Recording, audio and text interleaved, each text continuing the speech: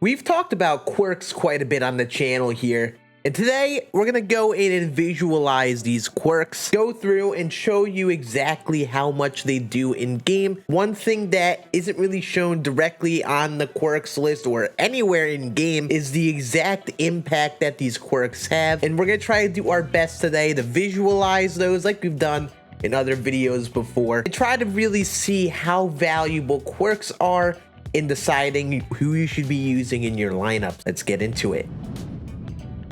What is going on, everyone? We're back with another deep dive video. I know you guys have really liked these videos we've done recently, so if you guys do enjoy the video and you learn something new, make sure you hit that thumbs up button. It helps get the videos out there.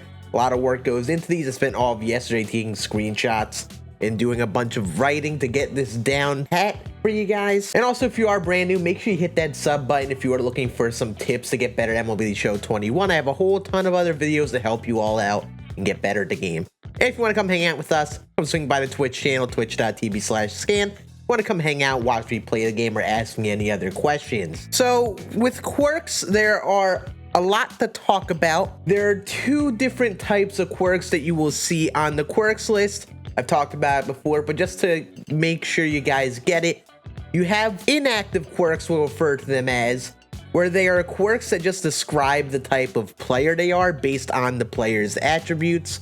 Things like Bomber and all of those quirks that all the flashbacks and legends have. I think they just activate whenever an attribute threshold is passed. So for example, I think 75 power versus both sides activates the Bomber quirk. Doesn't actually do anything, but it just shows that that player is likely to hit more homers. And then on the other hand, what we're going to be talking about today are your active quirks. Not every type of player has these, but live series players, the all-star game players from 2021, the 2021 home run derby players, and some Tops Now players, and very likely finest when that comes out, will end up having these quirks. These are specific scenarios of things being applied in games. So like night player, a player is better at nighttime. Dead red is a quirk that says that players excel at hitting fastballs. These situational quirks are the active quirks, and they actually affect things in game based on these scenarios going down. Like I said, most of the cards that have these are based off of players playing this season and off this current season. It's usually how it goes from my knowledge. So a lot of older flashbacks and legends don't really have these quirks on them. So when people talk about, say, Trey Turner, Mike Trout, Vlad Jr., they're usually looking at their quirks like these that they have and helping them make a decision on if they should be using them in their lineup. So what I did today is I went into extra innings mode. This is the mode where you could challenge someone's team, someone else's Diamond Dynasty team, that is. Go in and play a 9-inning game against them on whatever difficulty you want with your team. And what I try to do is match up against top players who have some of the better pitchers in the game, guys like Justin Verlander. See exactly how much these attributes do. I took a lot of screenshots, and we're going to be overlaying them to each other like we've done in our previous videos talking about hitting and all that. And we're going to try to see if we could visualize the effect that these quirks have on players. So in terms of the quirks we're going to be testing, there are a few quirks that I couldn't really see any visual difference of, and these quirks likely affect their power of the player, which I wouldn't really be able to test. So Dead Red and Breaking Ball Hitter, I believe they're called, are two quirks that didn't seem to affect the size of the PCI from my experience of testing this. So I didn't really know if they were a factor in the contact, at least. But if it means anything, they likely affect the player's power, which is just difficult for me to test because there's no way I can like show you the difference between one power rating or another. And the only way to really test that, I would say, is just take a lot of swings with players who have the quirk versus players who don't have the quirk, and see if you could see any like exit velocity trends, or just see if they're hitting more home runs or something. But that's not really easy to test, unfortunately. Then I did not test Fighter and Situational Hitter. These are both quirks that are kind of situational. Like Fighter is to perform better in the 9th inning or later, and in Situational Hitter, players excel at hitting runners in from third with less than 2 outs. So I decided to not do that at all. just because of how situational they are, and I'm going to assume they follow the same trends as the other quirks we're going to talk about today. However, the rest of the quirks that I did not mention, they seem to at least affect the contact and vision of the player. So we're going to go in game and see how much the PCIs change size based off of these differences in the quirks being activated. So I went to Hall of Fame difficulty. I think this is really where people are deciding on if they should be using these players or not. On All-Star difficulty, you just don't really need that big of a difference in the PCI size. On the other hand, if you're playing Hall of Fame against solid players, against really good pitchers like Verlander, Felix Hernandez, you're probably going to want to do what you can to get that PCI bigger if possible. So we went on Hall of Fame and tested that. So first, what I did was try to compare Mike Trout, there's the reason I'm wearing his jersey today, to some hitter that is very similar attribute-wise, and see, just like to prove the point, that when there are no quirks activated, you know, the attributes if you add up, but you could see that things change once there are any quirks activated. So we took Mike Trout and compared him to Garrett Hampson. He's the closest hitter I had. He had 1 more contact and 3 more vision than Trout. So Garrett Hampson's PCI, the purple one, is going to be slightly bigger. So this is daytime game and the away team. So Mike Trout, he has homebody and night player. So these quirks are not being activated here. Also, Rally Monkey and Situational Hitter are not activated because the game is tied and there are no runners on third. And Unfazed is not activated because it is not a 2-strike count. So no quirks are activated here. But when we switch to nighttime and put in the exact same scenario, you see the PCI does change in size. I do want to point out though, we're switching between Verlander and Felix, and this doesn't really matter the most. For this test, this is just like to show the difference between the two. And you see that Trout's PCI actually gets bigger with Verlander. Verlander has 5 more Ks per 9 than Felix here. So you compare the two. I mean, Trout's inner PCI is getting bigger. And yes, Hampson's outer PCI is getting smaller. But Trout's is still getting bigger based on the difference of the night player quirk. So you see the quirk is affecting Trout's PCI size. And you can see how he compares to someone with just 1 quirk being activated. Now that we looked at that, we're going to look at Mike Trout alone here and try to put a visual up between the different quirks and see how much they do. Each quirk is going to be color labeled on the right side. The color that is glowing around the quirk is represented by the color PCI. And this one PCI is all of them combined. So first, we're going to look at Rally Monkey. Go to overlay, see if you could see the difference between the PCIs. You can see it's getting slightly bigger. This is what it looks like overlaid over on it. Once Rally Monkey is the only quirk activated, you see there is a very little difference in the PCI size. It does get slightly bigger, but this is very minute. I really don't think this is much of a big deal. Like, is this even 1 contact or 1 vision?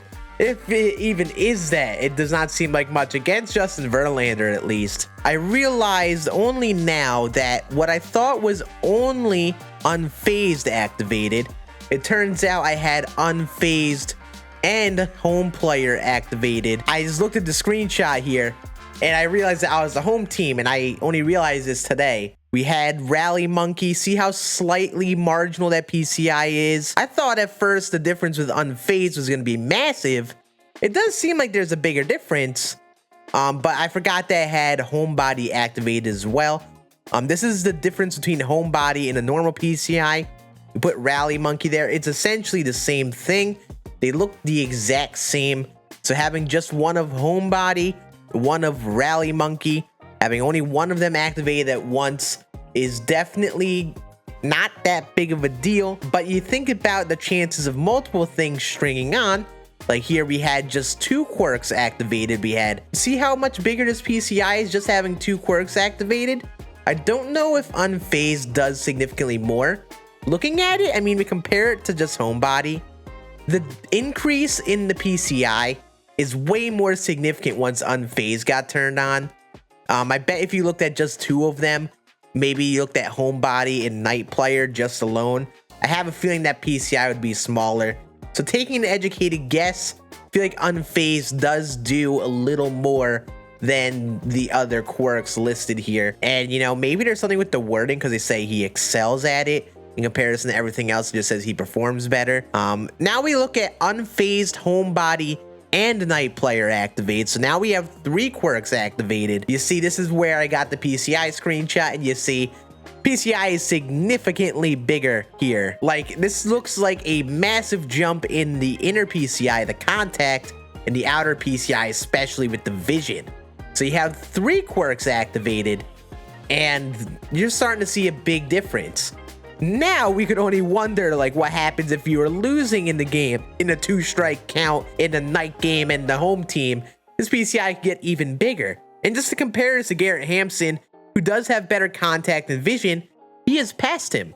In the contact, looks like he's slightly bigger or the same. So it looks like he gains like 1 contact point with all of these attributes being applied. And then the outer PCI, the vision, seems like he gains that 3 vision difference at least because this is bigger. Maybe it's like 5 vision total that gets gained. I'm not really sure.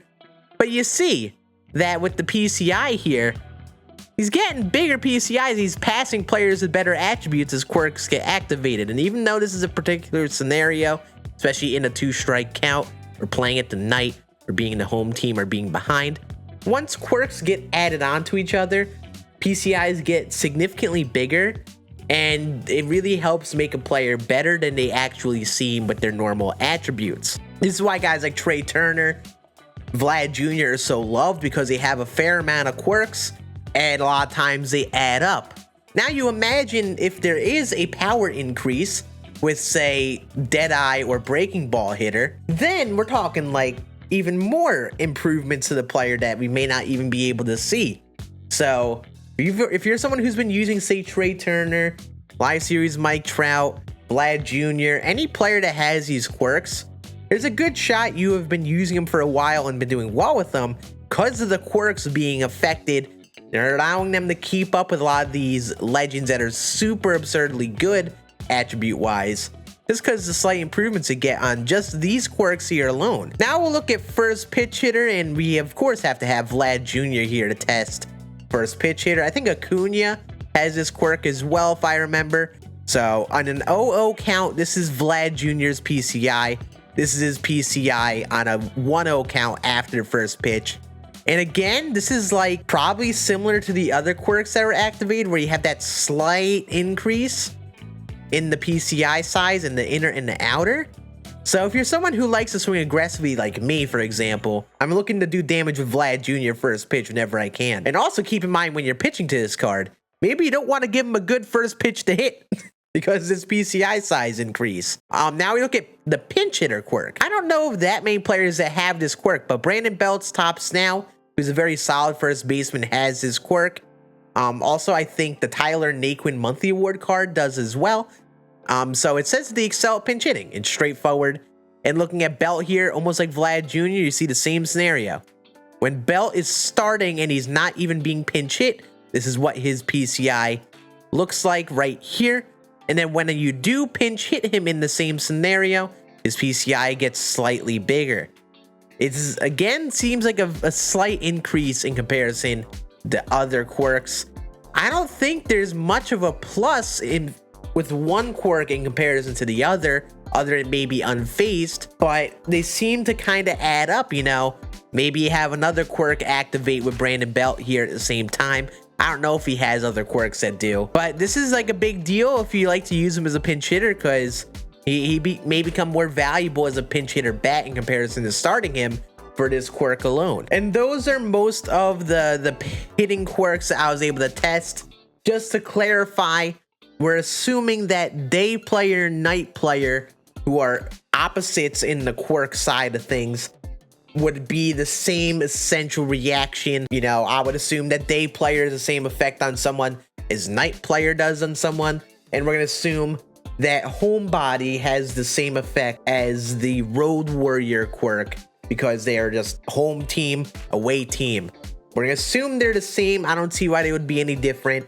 So we're just going to take that assumption when looking here. So if you want to see the impact on the individual quirk like that, just assume it's the same thing, just flip-flop to the away team instead of the home team. And like from my guessing here, fighter and situational hitter, which we did not test, I would assume would be somewhere between either unfazed, which is that 2-strike quirk, which seems to do a little more, and these current quirks that we've been testing here. You know, once he's all stack up, you know, guys like Trey Turner, who has those quirks, could be really great in those late game scenarios because of that. Now that we went through the hitting, let's cover some other quirks that have been discussed. First, let's look at some fielding quirks. I mean, the only fielding quirk we have is pop time. Catcher's pop time is essentially a measure of a catcher's speed to getting up and throwing the ball. This is basically a measure of the time it takes for a catcher to catch the ball, transfer the ball to their hand, and stand up and throw the ball. And not every catcher has this quirk. A few catchers that have this quirk on their cards are Gary Sanchez. Yes, actually Gary Sanchez does. JT Realmuto, Gary Carter, Pudge. They have this quirk. Adley Rutschman, however, his Future Star card does not. So if you're looking for a good defensive catcher who also has a good arm strength, you probably want to get this quirk on that player just to maximize on their defensive potential. This is why a lot of people like JT Realmuto. This is the video that SDS shared from the feature premiere before the game came out. So if you want to visualize this difference with the pop time, this is going to be a good visual of seeing that. But basically, this is just them using real life data on many players to give them a quirk to make them a better catcher at throwing out runners. And I think it's definitely a valuable thing when you're looking for a defensive first catcher. But again, you got to pair this with good arm strength, and having good arm strength alongside this is really going to maximize your catcher throwing out runners. You can have pop time. If your arm is weak, there's no point. But look at how quickly Realmuto gets up here. They're going to compare him to Omar Narvaez here. They're going to show a clip of him. And you can just see how much quicker he gets up and releases the ball. It's a lot snappier.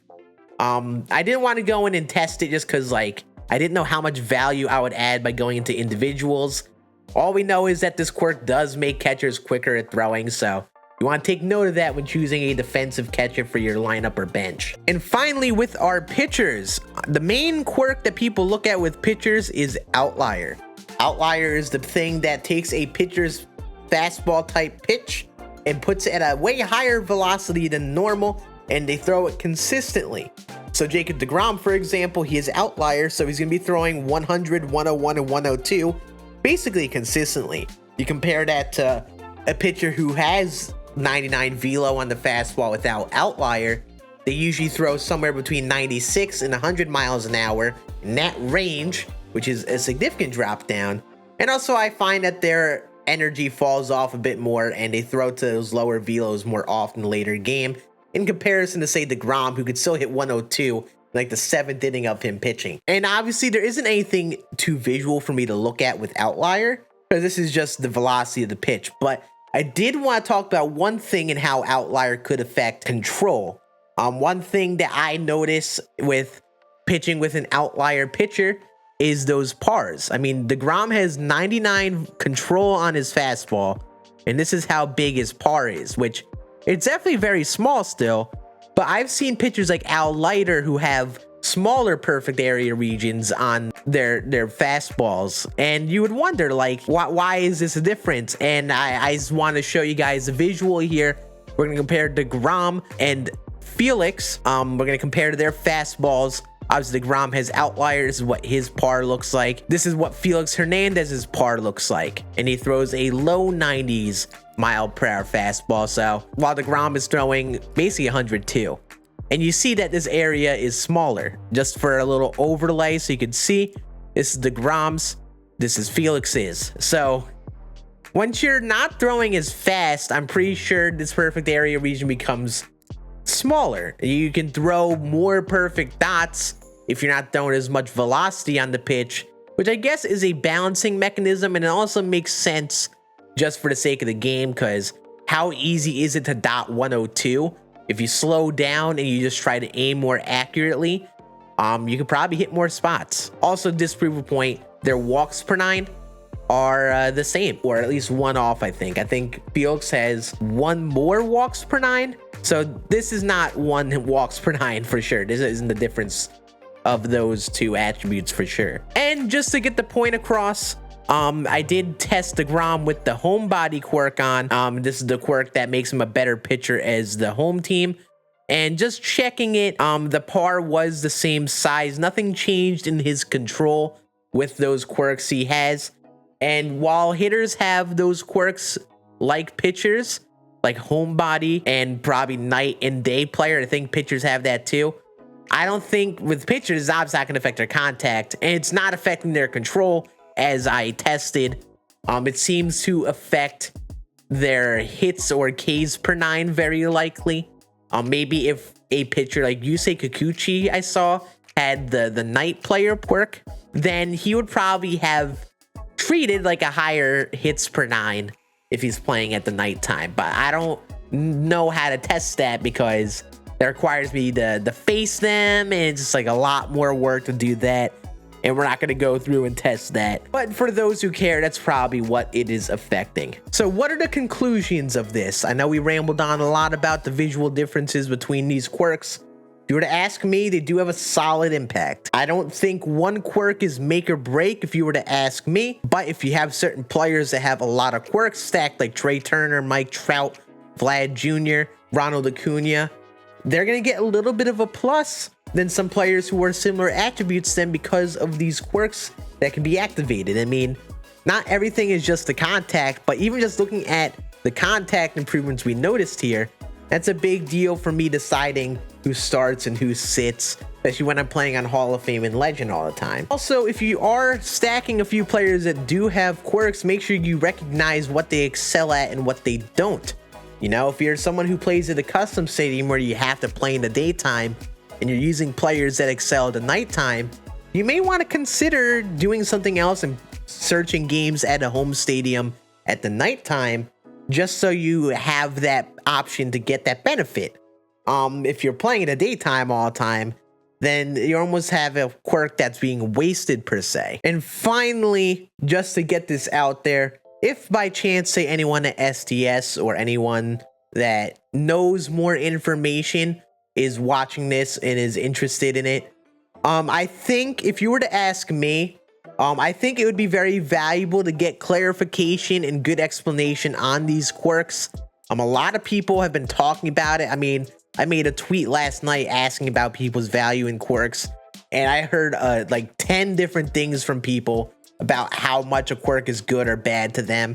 And I think it would be valuable if we had an explanation either in game or somewhere in like a stream where we learned more about the individual impacts of quirks, because it's tough to really test it. You know, if there is power being affected by these quirks, I don't think there's any way I could test a +1, +2 power buff in game myself here. Or maybe it would be nice to have more in-game things to show the visuals. So maybe when you say a quirk is activated, you say right below it the attribute that gets affected, like +1 contact, whatever is being affected, you could show it in the quirks thing. Or maybe you find a way to show it on the like left side or right side of the screen, so people could see like, oh, in this scenario my hitter gets +1 contact. It'd be a lot more easier to understand. And finally, if you were to ask me, I think it's fun that these are kind of exclusive to say current players, but I think it would be beneficial if many flashbacks and legends that weren't based off of current years. I think it would be way more fun to make lineups and choose players based on quirks. It would add to that lineup building strategy, and you know, it would make guys like say Trey Turner or Jacob deGrom, who people have been loving, it would put more competition. But I would love to hear your guys' thoughts. What do you guys think? Do you think this video was helpful in helping you decide what to use on your lineups? Hopefully this was a good visual aspect. You have any things that you think I did wrong or would love to do some more testing yourself? I would love to hear your feedback in the comments. I'm definitely going to be reading these comments, but that is going to be it for this video. I hope you guys enjoyed, and we'll be back at it again later this week with another video. Deuces.